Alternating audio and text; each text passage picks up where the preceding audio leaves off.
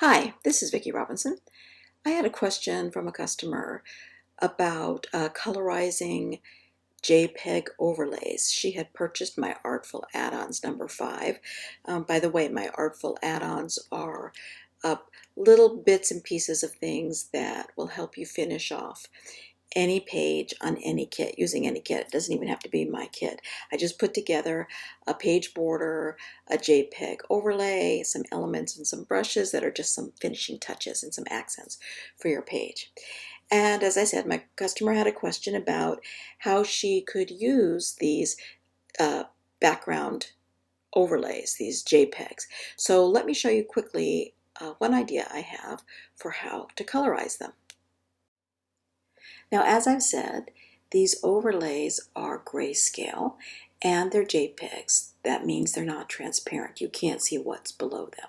They're not meant to act as finished backgrounds. They're meant to add some texture and dimension and interest to your background. So what I've done here to give you an idea here is I've just filled this layer with a solid color, and I've got my overlay on top, and now I'm going to change the blend mode of this overlay so that it can interact with the layer below. And strangely enough, the first blend mode I'm going to try is overlay. So come down to overlay, and you can see that now my background overlay in overlay mode is taking on the color of my very bottom layer here.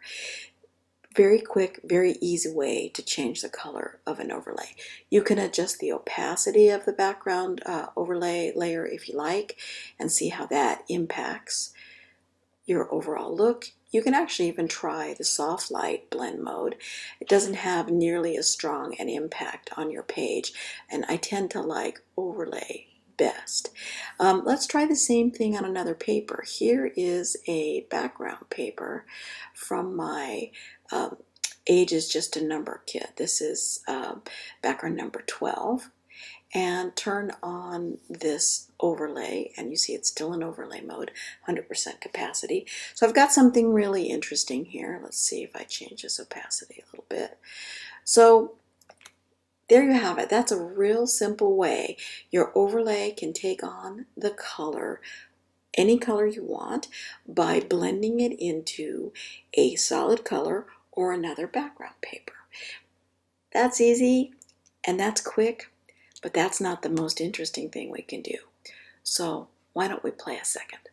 Okay, so let's play with this overlay and see what we can make happen. As you see, I've got it here, and below it I've pulled in a background paper. This is number 7 from my Age is Just a Number kit. So I've just got that here in the background under normal setting, and on top of it we've got the overlay. Now this is a JPEG, meaning it's not transparent, so you cannot see right now what's below that layer. I'm going to change the blend mode of this background layer, overlay layer, to actually overlay. And as you can see, the lighter parts of the overlay have come through, showing some of the texture of the overlay. I'm going to bump that opacity down a little bit, just so it's not quite so stark. And actually this makes a very nice paper. It has some of that text showing through from the underlying layer, and I still see these mixed media bits, so it's nice and it's textured and it's great. But let's see if we can't colorize this a bit and give it a little bit of a pop. To do that, for this example, we're going to add a gradient overlay. And to do that, you're just going to click on the little black and white adjustment layer icon. In this version of Elements, it's at the top of the screen. Older version of Elements, I think it's towards the bottom of your layers panel, but just click on that, and we're going to say gradient. Now I should say that it's helpful sometimes if you start off with your color chips, the colors that you want to include on this paper, but it's not necessary because we can actually change them once we're in the gradient. And in case you're not familiar with gradients, a gradient is a gradual shifting of colors from one color in the spectrum to another, and depending on your gradient settings, you can do that in different ways. So we're going to come back up here. Remember, I'm selected on my overlay. layer, which is set to overlay mode, blend mode, with an opacity of about 65%. That's sort of optional, whatever you like best. And I'm going to come in, click on gradient, and what you'll notice immediately is that you see an overlay, a gradient. This is telling you that it's coming a single color, your foreground color, to clear. And you can see that actually happening. And it's happening in a linear fashion, meaning it's going from solid to nothing, transparent, according to this gradient, in a linear fashion. We're going to double click on this gradient right here and get some options up here at the top. Because I want to incorporate the two colors that I've got in my color picker, I'm going to click on this gradient. And as you can see, it's filled in my entire screen with the gradient moving from my foreground color of this blue, green, teal color to the lighter green color. Now, so that we can see this just a little better, I'm going to say OK right now and accept this, but I'm going to change my blend mode on my gradient fill layer to overlay, so that you start to see the effect that this overlay, this gradient, is having on my paper. And already you can see that's made a big difference. I've taken what was basically a brown and white interesting paper by just doing this alone, by adding this two-color gradient fill. I have already changed the nature of my paper. And before we go on, we could even change the opacity of this so that color is not coming through quite so much. Let's just move this down, and that starts to reveal a little bit more of the texture in the underlying overlay. But let's play and see what else we can do. So here's one option. Just pick your two colors and choose the, remember, to get back into this now, by the way, I'm just double clicking on the a gradient fill. Come back in here. So I've just chosen this two-color overlay, two-color gradient, I'm sorry, so that you can see what it does right here. But the cool thing about gradients is that you have a lot of control over the way this gradient looks.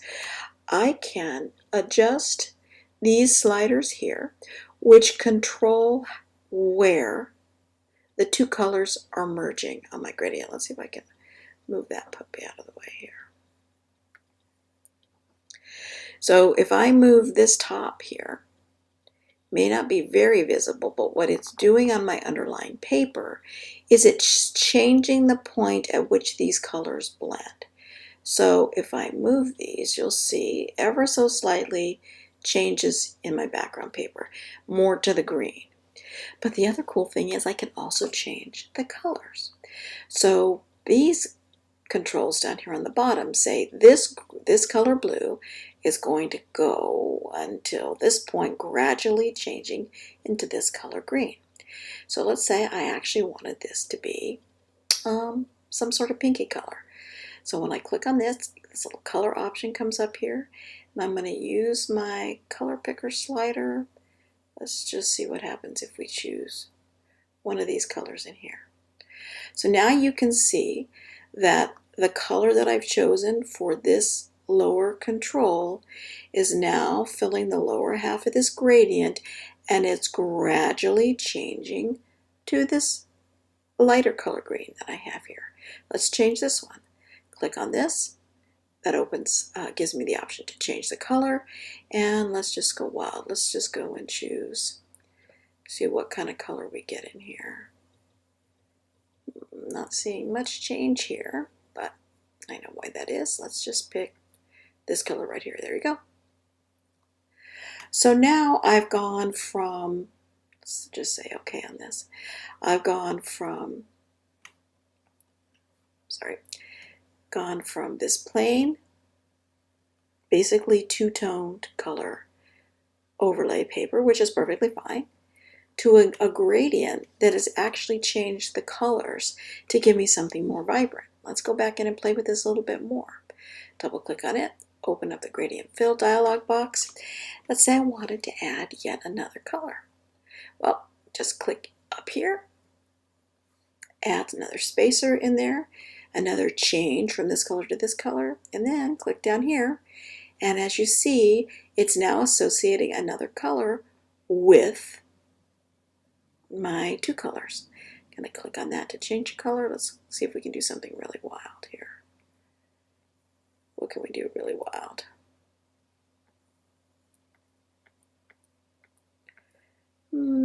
So this green probably illustrates this better. So now my gradient is coming from the bottom up, smoothly transitioning to this point where it starts to bring in the greens, and then transitioning where it starts to bring in the pinks. Say okay and okay. And we have a little bit more control here. We can change the opacity of this gradient so more of the gradient shows and less of the transparency below. Or we can go the opposite. We can have just a little hint of color. Leave this in the middle. What happens if we change this to soft light? Not a whole heck of a lot of difference here. Soft light, overlay, a little bit, but not much. What happens if we change the opacity of this? So as you can see, you actually have a lot of control with this gradient. Let's change this back to overlay. So we're back to sort of where we started. Make this down to maybe say 50%. But remember, we've got this in this background overlay is in overlay mode at 65%. What if we made that 6%? Well, now less of the overlay is showing and more of the gradient fill. Let's change this all the way up and say 100%. Well, now we've got these cool colors and we have a lot of the texture of the background overlay showing. So as you can see, using a gradient fill is a great way to customize, personalize, manipulate, whatever word you want to use. It's a great way to make these black and white or gray tone, grayscale overlays add texture and dimension and interest to your paper. Thanks for watching. If you like this digital scrapbooking tutorial, be sure to give me a thumbs up or a like and add any comments or questions you might have below. Be sure to subscribe to my YouTube channel so you don't miss any new digital scrapbooking tutorials.